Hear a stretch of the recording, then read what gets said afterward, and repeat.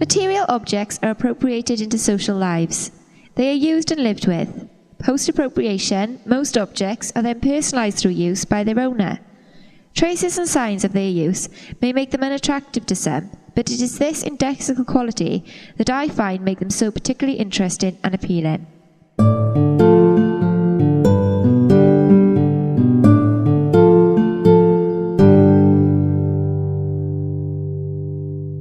I work with found objects that have either been purposefully left at a site or accidentally misplaced.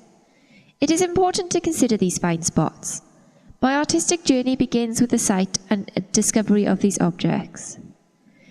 This site is not any place, it is one that I hold personal connections with. For decades, archaeologists have been able to infer detailed accounts about past cultures and the way humanity lived everyday life by excavating sites, analysing indexicality, and reconstructing the found fragments within. I have had many thoughts about casting and reconstructing the fragments of bone china that I found during the landscaping of my garden, but I have become distracted and recently begun working with the objects I discovered before this at the site of a local disused quarry. Due to our throwaway consumer culture, there are thousands of objects dumped in places like the quarry, sometimes but not always hidden from sight, leaving a trace of humanity for years to come. The quantities of objects found represents our way of life. We are the consumers of material objects and the disposers of the obsolete. What was once desirable can become an essential commodity, soon to be the replaceable and necessary. I am interested in the role of the artist as the collector of objects, with an underlying theme of archaeology. I am not claiming to be an archaeologist, but I feel I take a similar approach. The appreciation of the creations of society's remnants means there have been many artists who address the semiotics of objects and systems of classification in an archaeological way. I have many influences with regards to this. The use of natural and ephemeral materials used to create the cladded sculptures of my previous work, Nature of the Finds, meant that the fragile sculptures continued to be in a perpetual state of flux. My original idea of transforming the rusted, fragile objects into decorative and more ornamental ones has changed due to my research into material culture and everyday life theory. A house contains both people and things. This contains has given me the idea to create physical containers, holding the remnants of the sculptural objects. The remnants carry the indexical trace of the object and hold the concept and journey of the piece. By reversing the process carried out last year, I've collected each object's matter separately, and have decided to use resin as the substance to contain this. This enabled me to then dispose of these objects and essentially put a real end to their existence in everyday life. Essentially, my work is a thought process developed through sculpture. I am trying to find my own vocabulary.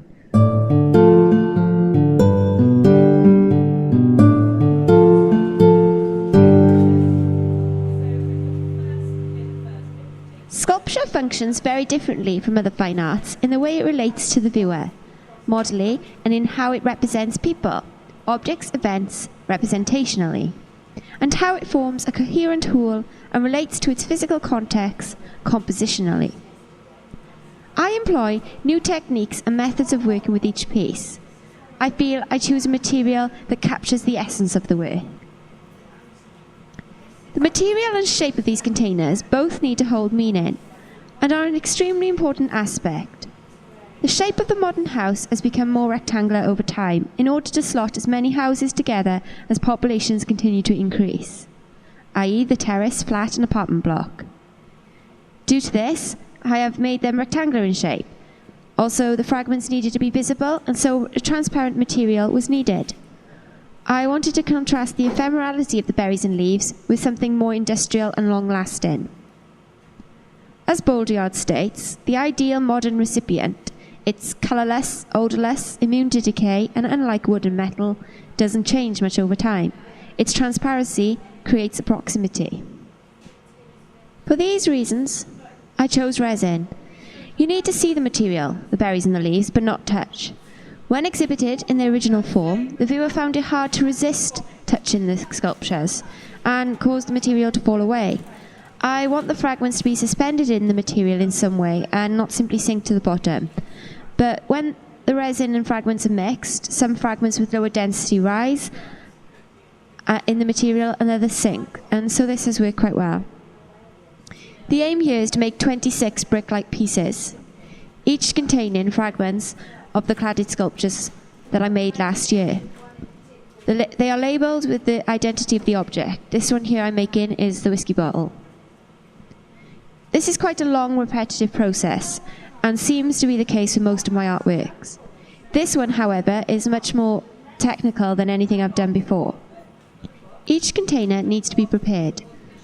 A wax parting agent is added to the mould for easy release at the end, and the clay is added to plug any gaps that may appear to stop any leakage.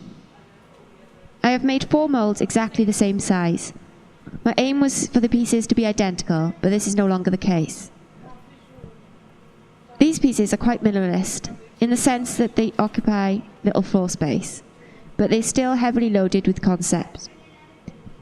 The indexical sign may involve abstraction or indeed may be heavily mimetic, but it is distinguished by the fact that the signifier retains at least something existential, having been there-ness of that which is signified. The fragments, i.e. the berries and the leaves, being contained, hold physical traces of the object's existence and capture the concept and journey of the work nature of the finds.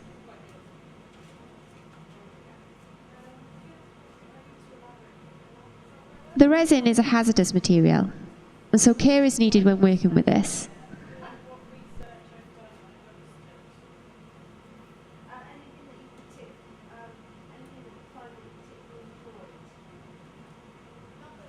For these reasons, I need to wear a mask and goggles for the mixing process.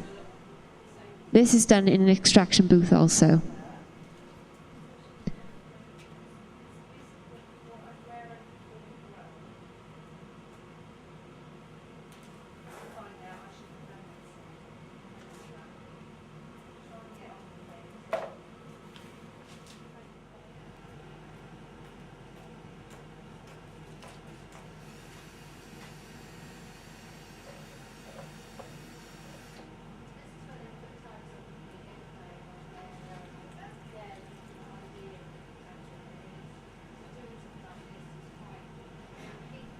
I am going to use a clear cast resin, 800 ml for each piece.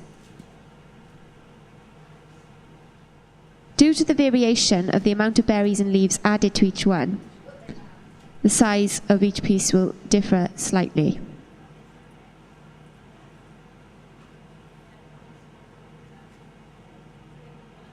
To activate the resin, a catalyst harder is needed. This is used to the proportion of 1% the amount of resin used. I'm going to use 800 ml of resin for each piece. When the catalyst is added, the mixture needs to be stirred until the homogeneous mixture is made.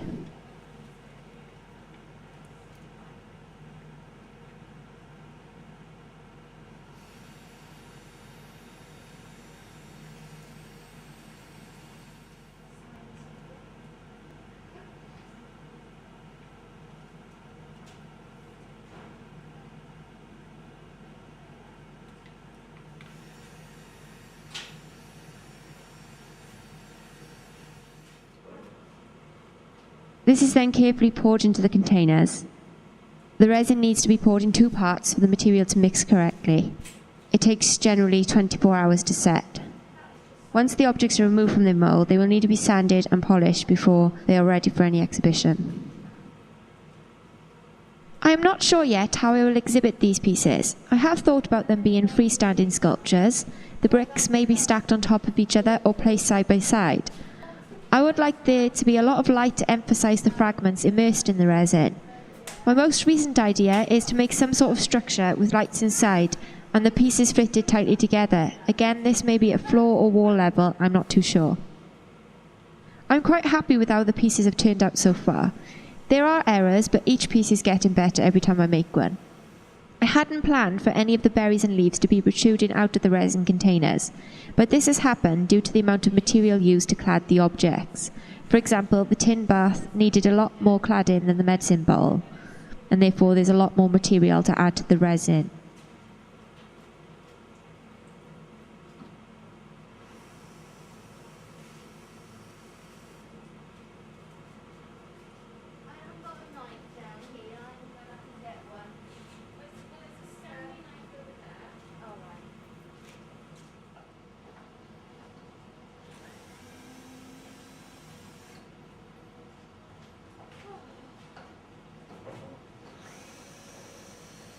It is evident when viewing archaeological collections and artwork symbolic of our consumer culture, everyday objects are able to articulate, although sometimes not very clearly, valuable hidden stories which have been unearthed through both archaeology and artistic practices.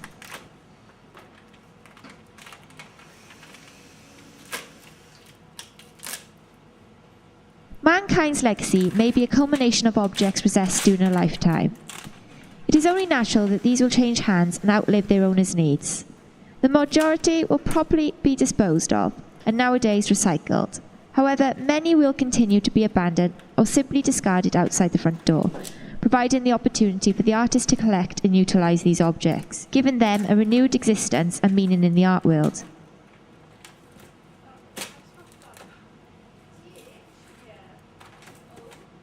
Due to our technological culture, the roles of these objects are recorded more electronically, and so the archaeologist of the future will need to look no further than an online database.